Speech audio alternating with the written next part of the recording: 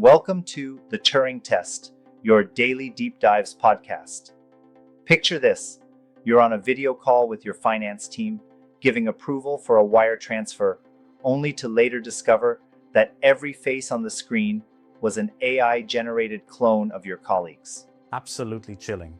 Imagine that shock when you realize the meeting wasn't even real. Yup. Right, it's almost like stepping into a surreal digital funhouse. Business Insider reported back in July 2025 how an engineer at Arup lost over $25 million that way.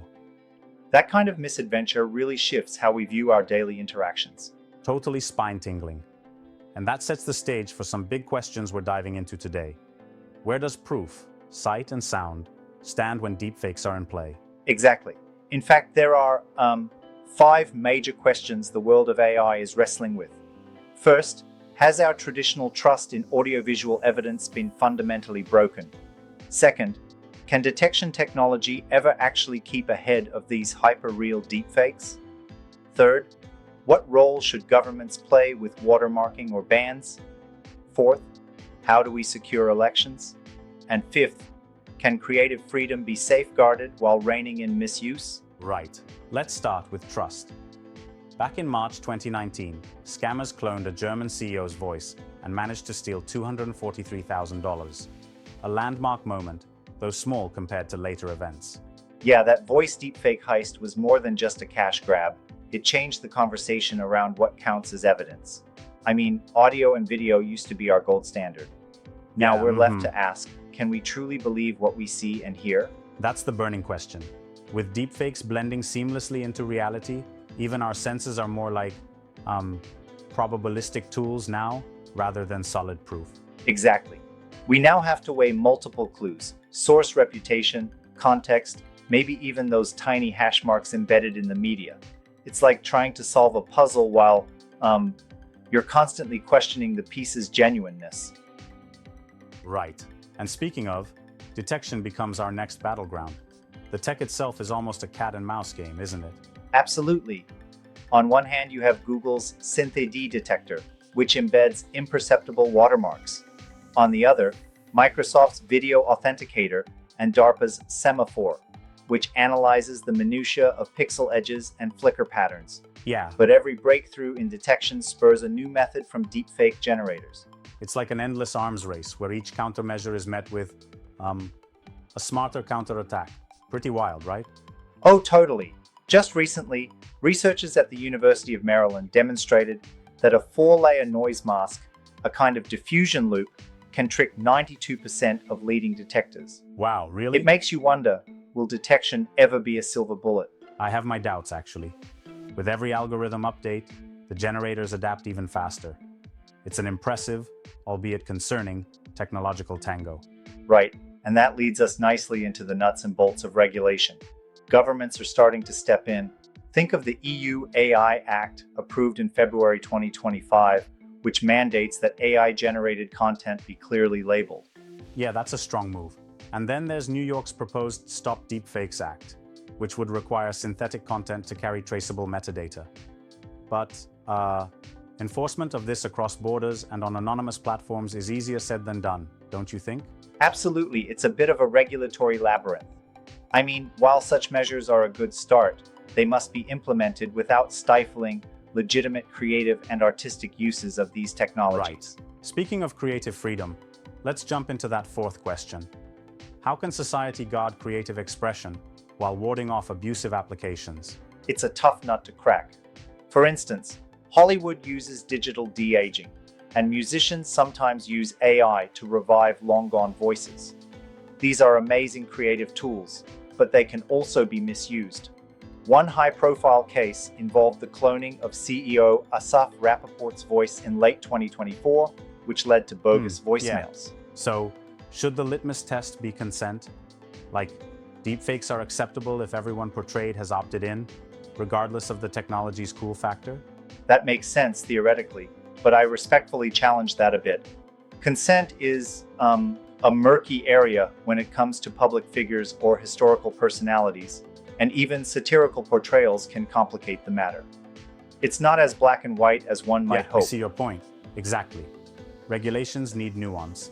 ensuring that satire and art aren't ground under the wheel of overregulation while preventing harmful deceptions. And that naturally segues into our fifth area, the impact on elections. Recorded Future tallied 82 political deepfakes across 38 countries between July 2023 and July 2024, and predictions for the 2026 election cycle suggest that number might triple. Whoa, that's huge. It really is. When deepfake content starts to sway political perceptions, the integrity of elections is compromised. Trust in our democratic processes could be undermined. One promising potential solution here is the idea of cryptographic provenance.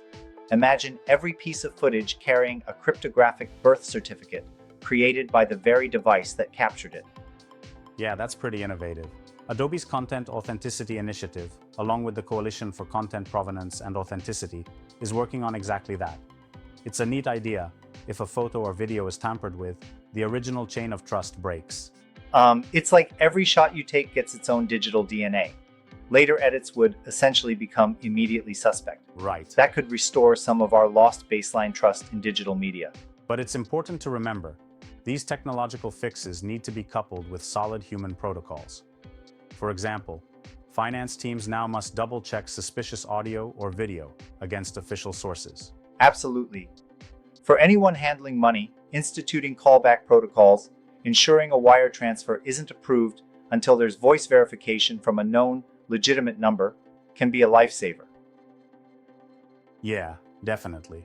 And for creators, the move towards adding voluntary watermarks can go a long way in maintaining transparency and trust with their audience. Precisely. Transparency might just be the key to balancing the empowerment of creative expression with the need for vigilance against abuse. It's like navigating a digital minefield with a clear map. Exactly. So, to recap our 5 big questions. First, our traditional trust in audiovisual evidence is eroding. Second, detection remains a fervent arms race. Third, regulations are emerging, but enforcement is complex. Fourth, creative freedom must harmonize with consent. And fifth, election integrity might very well depend on cryptographic provenance. Right on point. And it's a reminder that while the tech behind deepfakes can be extraordinarily innovative, it also requires us to keep evolving in how we verify and trust what we consume. Yeah, definitely. It's fascinating, isn't it?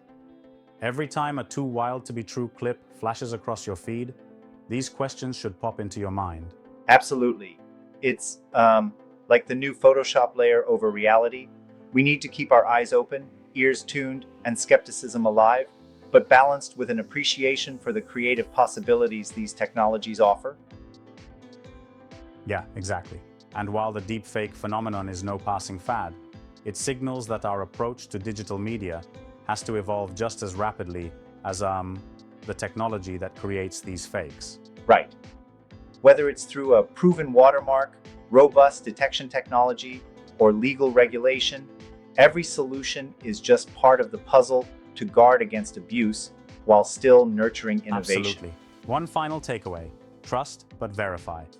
Always double-check suspicious content with verified sources. And if you're handling sensitive transactions, don't skip that extra voice verification. Yup, and as creators, being upfront about using synthetic media with voluntary watermarks can foster an environment of transparency. It's like releasing a secret ingredient to build trust with your audience. Right. Thanks for joining in on this deep dive into the tangled world of deepfakes. Always keep questioning what you see and hear. And remember, staying informed is our best defense. Yep, that's it for this episode of the Turing Test. If you enjoyed the discussion, don't forget to like, subscribe, and drop your thoughts in the comments, both the cheers and the critiques. Absolutely. Your feedback is what keeps the conversation alive. Till next time, stay curious, stay skeptical, and keep your digital guard up. Catch you all on the next deep dive.